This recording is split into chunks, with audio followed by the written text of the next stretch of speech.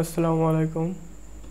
Smart brain চ্যানেলে আপনাদের স্বাগতম। তো এখনও যারা স্মার্ট ব্রেন চ্যানেলটি সাবস্ক্রাইব করেননি, প্লিজ সাবস্ক্রাইব দিস চ্যানেল। সপ্তম শ্রেণীর ইতিহাস বইয়ের 146 পেজের সমাধান। 146 পেজে দুইটি প্রশ্ন দেওয়া রয়েছে। উপরে দেখানো ছবিতে পানির উৎসগুলো কোথায়? এবং আরও একটি প্রশ্ন রয়েছে, এই পানি সাধারণত আমরা কোন কোন কাজে ব্যবহার করি? তো এই দুইটি প্রশ্নের অ্যান্সার আমরা এখন দেখব।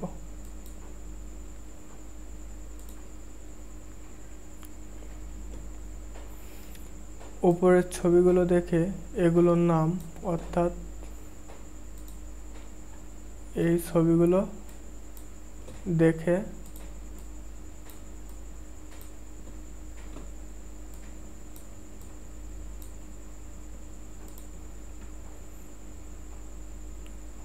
নাম, উৎস এবং প্রাপ্ত পানির ব্যবহার নিচের ছকে উপস্থাপন করা হলো।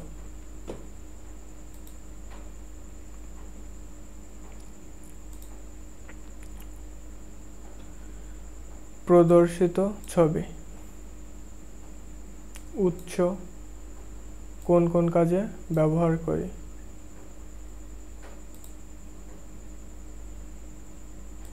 প্রথমটা রয়েছে নলকূপ। উৎস ভূগর্ভস্থ পানি। যে যে কাজে ব্যবহার করি: পান করি, দৈনন্দিন কাজকর্ম করি। গভীর নলকূপ। উৎস ভূগর্ভ।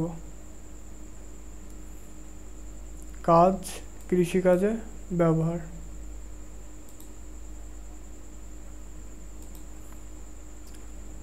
কুয়া। উৎস ভূগর্ভ। কোন কোন কাজে ব্যবহার করি? পান করা, দৈনন্দিন কাজে, কৃষিকাজে।